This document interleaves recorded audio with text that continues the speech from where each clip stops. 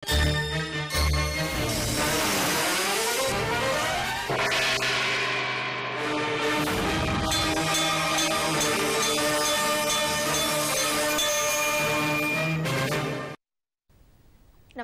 ఘంటారావానికి స్వాగతం. ముందుగా ప్రధాన అంశాలు.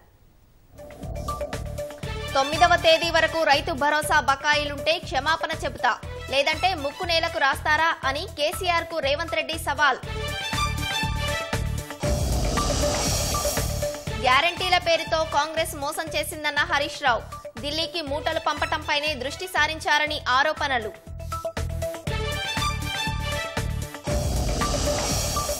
కాంగ్రెస్ యువరాజు ప్రధాని కావాలని పాక్ ప్రార్థిస్తుందన్న మోదీ.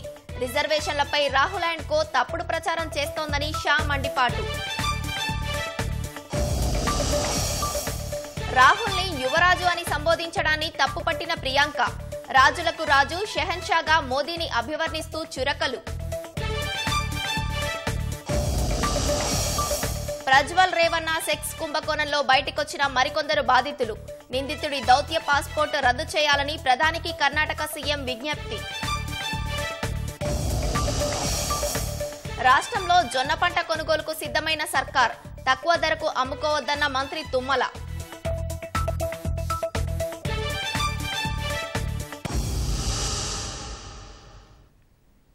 పాకిస్తాన్పై ఎన్డీఏ సర్కారు జరిపిన సర్జికల్ దాడులు, వైమానిక దాడులు దాయాది దేశాన్ని వణికించాయని ప్రధాని నరేంద్ర మోదీ అన్నారు. జార్ఖండ్లోని పలామూలో ఎన్నికల ప్రచారం నిర్వహించిన మోదీ కాంగ్రెస్ యువరాజును ప్రధానిని చేయాలని ఇప్పుడు పాకిస్తాన్ నేతలు ప్రార్థనలు చేస్తున్నారని వ్యాఖ్యానించారు. కానీ బలమైన భారత్ ఇప్పుడు బలమైన ప్రభుత్వాన్ని కోరుకుంటోందని అన్నారు. याद करिए कांग्रेस के समय क्या हाल था। यहाँ बम फूटते थे, आतंकवादी गोलियां चलाते थे, निर्दोषों को मौत के घाट उतारते थे और दिल्ली की सरकार पाकिस्तान को लव लेटर भेजती थी, love letter.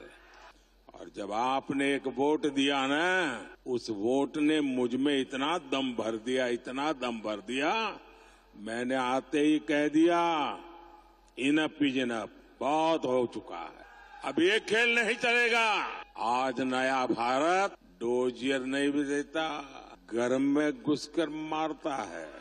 Surgical strike, air strike के तमाचे ने पाकिस्तान को हिलाकर रख दिया। एक वो स्थिति थी जब आतंकी हमले के बाद कांग्रेस की डरपोक सरकार दुनिया भर में जा जाकर रोती थी। वो वक्त चला गया। आज स्थिति ये है, पाकिस्तान दुनिया भर में जा जाकर के रो रहा है, बचाओ बचाओ चिल्ला रहा है। आज पाकिस्तान के नेता कांग्रेस के शहजादे को पीएम बनाने के लिए दुआ कर रहे हैं, लेकिन मजबूत भारत तो अब मजबूत सरकार ही चाहता है। దళితులు, గిరిజనులు, వెనుకబడిన వారి కోసం కేటాయించిన రిజర్వేషన్లు ప్రతిపక్ష ఇండియా కూటమి దోచుకుంటోందని కేంద్ర హోంశాఖ మంత్రి అమిత్ షా ఆరోపించారు. గుజరాత్ చోటాడేపూర్లో జరిగిన ప్రచార సభలో ప్రసంగించిన షా తాము మూడోసారి అధికారంలోకి వస్తే రిజర్వేషన్లు రద్దు చేస్తామని రాహుల్ అండ్ కో అబద్దాలు ప్రచారం చేస్తోందని మండిపడ్డారు. 2014-2019లో భారీ మెజార్టీతో గెలిచినప్పుడు ఎస్సీ, ఎస్టీ, ఓబీసీలకు కేటాయించిన రిజర్వేషన్లను ప్రధాని నరేంద్ర మోదీ ముట్టుకోలేదన్నారు. భాజపా అధికారంలో ఉన్నంత వరకు వారి రిజర్వేషన్లు ఎవరూ ముట్టుకోలేరన్నదే మోదీ గ్యారంటీ అని షా చెప్పారు. కర్ణాటకలో కాంగ్రెస్ ప్రభుత్వం ఏర్పడ్డాక ఓబీసీల 4% రిజర్వేషన్లు దోచుకొని ముస్లింలకు కల్పించారని ఆరోపించారు. ఇండియా కూటమి అధికారంలోకి వస్తే ఎస్సీ, ఎస్టీ, ఓబీసీల రిజర్వేషన్లు లాక్కొని ముస్లింలకు కల్పిస్తారని అమిత్ షా ఆక్షేపించారు. రాహుల్ గాంధీ 2 స్థానాల్లో పోటీ చేయడంపై స్పందించిన అమిత్ షా సమస్య సీట్లలో లేదని, రాహుల్ గాంధీలో ఉందని ఎద్దేవా చేశారు. कांग्रेस पार्टी राहुल बाबाना नेतृत्वમાં ચુનાવ લે, એમના નેતા રાહુલ બાબા છે. અમેઠી હાર્યા એટલે વાયનાડ ગયા, હવે વાયનાડે હારવાના છે એટલે અમેઠી જવાની જગ્યાએ પાછા રાયબરેલી ગયા. રાહુલ બાબા મારી એક સલાહ સાંભળી, પ્રોબ્લેમ સીટમાં નથી,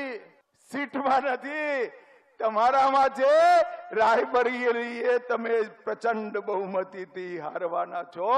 ગમે ત્યાં ભાગો, જનતા તમને શોધે છે. ప్రధాని మోదీ రాహుల్ గాంధీని యువరాజు అని సంబోధించడాన్ని కాంగ్రెస్ ప్రధాన కార్యదర్శి ప్రియాంక గాంధీ తీవ్రంగా తప్పుపట్టారు. ప్రధాని మోదీయే రాజులకు రాజు, షెహన్షా అని చురకలు వేశారు.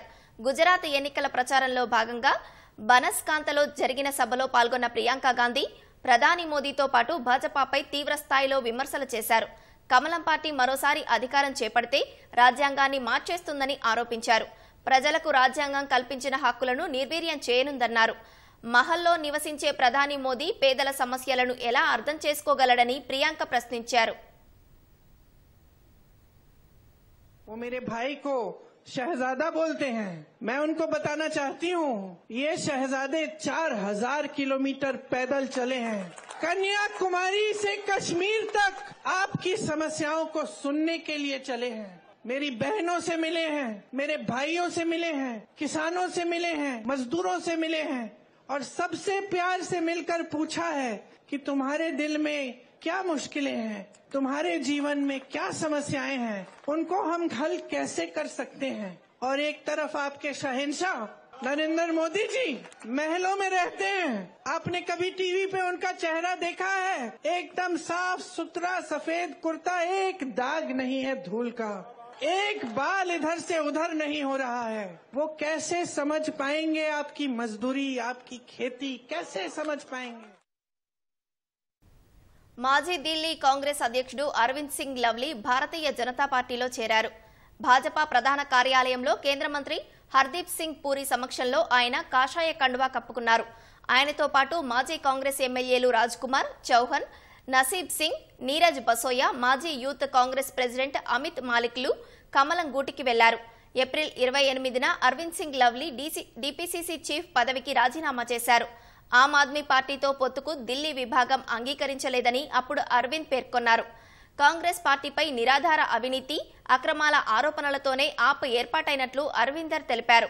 డీపీసీసీ అధ్యక్ష హోదాలో పార్టీ పదవుల నియామకాలను చేపట్టేందుకు కాంగ్రెస్ ఢిల్లీ ఇన్ఛార్జి తనను అనుమతించలేదని రాజీనామా సమయంలో ఆరోపించారు.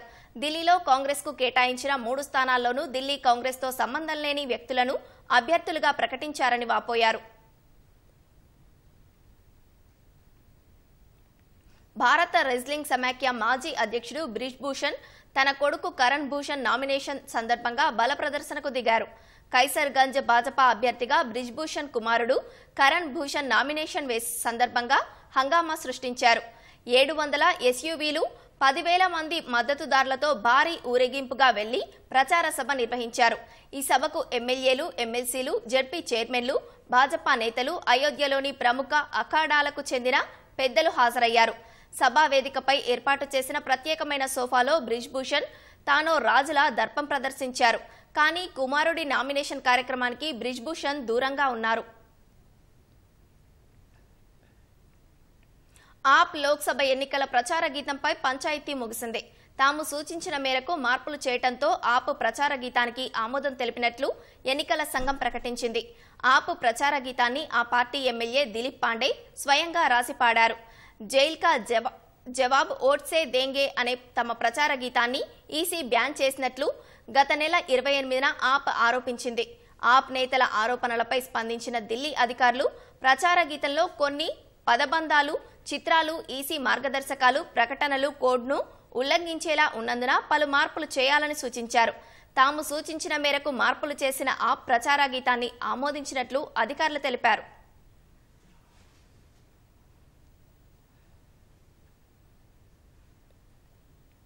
మాజీ ప్రధాని దేవేగౌడ మనవడు హసన్ ఎంపీ ప్రజ్వల్ రేవన్నకు సంబంధించిన సెక్స్ కుంభకోణంలో మరికొందరు బాధితులు ఫిర్యాదు చేశారు. ప్రజ్వల్పై అత్యాచార కేసు కూడా నమోదు చేసినట్లు కర్ణాటక సీఎం సిద్ధరామయ్య వెల్లడించారు. ఒక కేసులో అయితే మహిళకు తుపాకీ గురిపెట్టి మరీ ప్రజ్వల్ అత్యాచారానికి ఒడిగట్లినట్లు తెలుస్తోంది. అటు కేసులో దర్యాప్తు వేగవంతం చేసిన సిట్ బృందం ఇవాళ రేవన్న నివాసానికి వెళ్లి ఇంట్లోని సిబ్బందిని ప్రశ్నించింది. ప్రజ్వల్ రేవన్న తండ్రి హెచ్డి రేవన్న కూడా విదేశాలకు వెళ్లిపోయే అవకాశం ఉన్నందున ఆయనతో పాటు ప్రజ్వల్ కు మరోసారి లుకౌట్ నోటీసులు ఇచ్చినట్లు కర్ణాటక హోంమంత్రి జి పరమేశ్వర తెలిపారు. హసన్ ఎంపీ ప్రజ్వల్ రేవణ్ణకు సంబంధించిన కుంభకోణంలో మరికొందరు బాధితులు ధైర్యంగా ఫిర్యాదు చేశారు. వందల మంది మహిళలు ప్రజ్వల్ రేవణ్ణ, అతడి తండ్రి మాజీ మంత్రి హెచ్డి రేవణ్ణ అకృత్యాలకు బలైనా ఇంతవరకు పని మనిషి తప్ప మరెవరూ ఫిర్యాదు చేయలేదు. కాగా ప్రజ్వల్పై అత్యాచార కేసు నమోదైనట్లు సీఎం సిద్ధరామయ్య స్వయంగా వెల్లడించారు. బాధితులను గుర్తించి భద్రత కల్పించాలని పోలీసులను ఆదేశించినట్లు తెలిపారు. ప్రజ్వల్ విషయంలో భాజపా తప్పు చేసిందని, అతడి గురించి ముందే తెలిసి కూడా టికెట్ ఇచ్చారని, ఇప్పటికైనా అతడి పాస్పోర్ట్ను రద్దు చేసి భారత్కు రప్పించాలని ప్రధాని మోదీకి విజ్ఞప్తి చేశారు.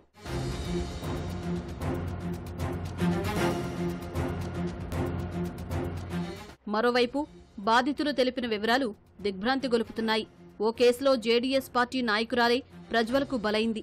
స్థానిక బాలికలకు వసతి గృహంలో సీట్లు ఇప్పించమని అడిగేందుకు ప్రజ్వల్ అతిథి గృహానికి వెళ్లినప్పుడు తనపై అత్యాచారం జరిగినట్లు తెలిపింది. అప్పటికే అక్కడ చాలా మంది మహిళలు ఉన్నారని, అందరినీ పంపి తనను గదికి రమ్మని అసభ్యంగా తాకాడని వివరించింది.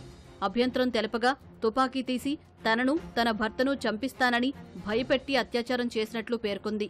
ఆ దృశ్యాలను మొబైల్లో చిత్రీకరించి ఈ విషయం బయట తెలిస్తే వీడియోను విడుదల చేస్తానని బెదిరించాడని, 3 ఏళ్లుగా అదే వీడియోతో భయపెట్టి తనను రేప్ చేశాడని వెల్లడించింది.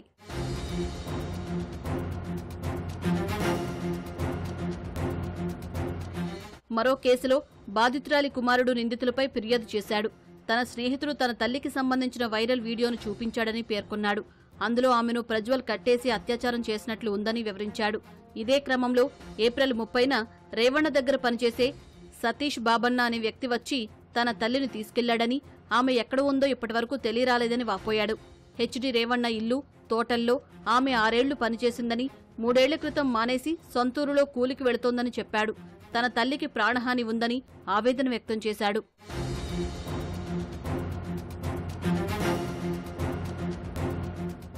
ప్రజ్వల్, హెచ్డి రేవణ్ణ అకృత్యాలకు బలైన బాధిత మహిళలందరినీ అన్ని విధాలా ఆదుకోవాలని కాంగ్రెస్ అధినేత రాహుల్ గాంధీ కర్ణాటక సీఎం సిద్ధరామయ్యకు లేఖ రాశారు. ప్రధాని మోదీ, హోంమంత్రి అమిత్ షా ఆశీర్వాదంతో ప్రజ్వల్ పూర్తి రక్షణలో ఉన్నట్లు ఆరోపించారు. మహిళలపై దారుణ హింస ఘటనలు వచ్చినప్పుడల్లా మౌనం వహించే మోదీ లాంటి నాయకుణ్ణి తాను ఇంతవరకు చూడలేదన్నారు. ఈ ఘటనను భయంకర లైంగిక హింసగా అభివర్ణించారు. ప్రజ్వల్ను సోదరుడు లేదా కొడుకుగా చూసే మహిళలపై ఇలా చేయడం దారుణమన్నారు. ప్రజ్వల్ ఒక సామూహిక రేపిస్ట్ అని సాక్షాత్తు భాజపా నేత దేవరాజుగౌడ చెప్పినా కూడా అమిత్ షా పట్టించుకోకపోవడం తనను షాక్కు గురిచేసిందన్నారు. ఇంతటి భయంకర ఆరోపణలు ఉన్న సామూహిక రేపిస్ట్ కోసం ప్రధాని మోదీ ప్రచారం చేయడం దిగ్భ్రాంతికరమని వాపోయారు. రాష్ట్రంలో జొన్న పంట కొనుగోలుకు సర్కారు సిద్ధమైంది. ఆదిలాబాద్, నిజామాబాద్ జిల్లాల్లో రైతుల విజ్ఞప్తి మేరకు మార్కెఫెడ్ సంస్థ ఆధ్వర్యంలో కొనుగోలుకు నిర్ణయించింది. రైతుల విజ్ఞప్తి మేరకు సంబంధిత జిల్లా అధికారుల నివేదికల ఆధారంగా ప్రభుత్వం 2 జిల్లాల్లో కొనుగోలు చేయనుంది. ఎకరాకు ఇంతకు ముందు ఉన్న 8.85 క్వింటాల పరిమితిని 12 క్వింటాలకు పెంచుతూ నిర్ణయం తీసుకుంది. కొనుగోలు ఏజెన్సీ మార్కెఫెడ్ సంస్థ తదనుగుణంగా చర్యలు చేపట్టాలని ప్రభుత్వం ఆదేశించింది. జొన్న రైతులెవరూ తొందరపడి తక్కువ రేటుకు అమ్ముకోవద్దని వ్యవసాయ శాఖ మంత్రి తుమ్మల నాగేశ్వరరావు అన్నారు. రైతుల పంట విస్తీర్ణాల నమోదు మేరకు పెంచిన దిగుబడి పరిమితి ప్రకారం మద్దతు ధరకు జొన్న పంట కొనుగోలు చేస్తామన్న తుమ్మల, ఆదిలాబాద్, నిర్మల్ జిల్లా జొన్న రైతులు ఈ అవకాశాన్ని సద్వినియోగం చేసుకోవాలని పిలుపునిచ్చారు. 10 ఏళ్ల పాటు తెలంగాణకు ద్రోహం చేసింది కేంద్రంలో ఉన్న భాజపానే అని సీఎం రేవంత్ రెడ్డి పునరుద్ఘాటించారు. ఖమ్మం లోక్సభ నియోజకవర్గం కొత్తగూడెంలో కాంగ్రెస్ జనజాతర సభలో పాల్గొన్న రేవంత్ రెడ్డి భాజపా భారాసాపై తీవ్ర స్థాయిలో విమర్శలు గుప్పించారు. తెలంగాణకు గాడిదగుడ్డు ఇచ్చిన భాజపాకు ఎన్నికల్లో కర్రు కాల్చి వాత పెట్టాలని సూచించారు. రాజ్యాంగాన్ని మారుస్తామని భాజపా జాతీయ ప్రధాన కార్యదర్శి చెప్పారని సీఎం గుర్తు చేశారు. రైతు భరోసా ఆగిపోయిందని, కేసీఆర్ దుష్ప్రచారం చేస్తున్నారని రేవంత్ రెడ్డి మండిపడ్డారు. ఈ నెల 9 లోపు రైతు బంధు పంపిణీ పూర్తి చేస్తామని, ఆ తర్వాత ఒక్క రైతుకైనా రైతు భరోసా బకాయి ఉంటే క్షమాపణ చెబుతానని స్పష్టం చేశారు. అందరికీ రైతు భరోసా ఇస్తే అమరవీరుల స్తూపం వద్ద ముక్కు నేలకు రాస్తారా అని కేసీఆర్ కు సవాల్ విసిరారు. ఏ రైతుకైనా ఈ నెల 9 తారీఖు లోపల ఏ ఒక్క రైతుకైనా బకాయి ఉంటే నేను సవాలు చేస్తున్నా, అమరవీరుల స్తూపం ముందు ముక్కు నేలకు రాసి క్షమాపణ చెప్తా. ఒకవేళ అందరు రైతులకు రైతు భరోసా పథకంలో నిధులు వస్తే నీ ముక్కు నేలకు రాసి క్షమాపణ చెప్తావు ఆ చంద్రశేఖరరావు అని నేను అడుగుతున్నా.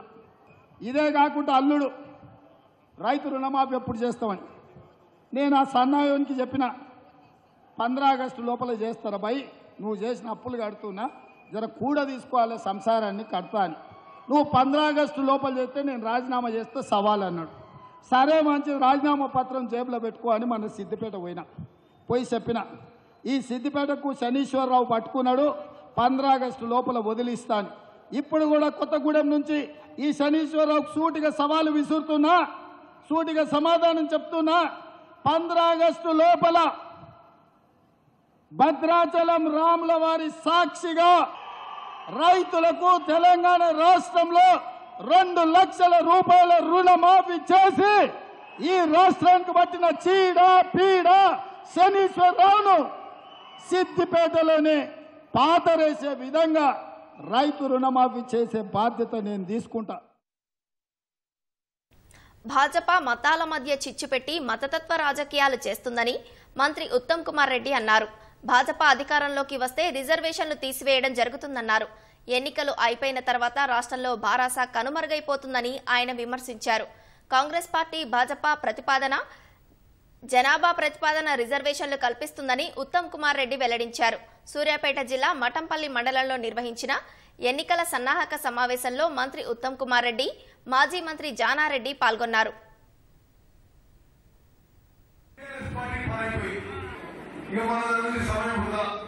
వాళ్ళ అహంకారంతో కళ్ళు నెత్తికెక్కిన పోకలతో అక్రమాలతో అవినీతితో జనం వాళ్ళని 104 ఎమ్మెల్యేల నుంచి 39 దింపారు.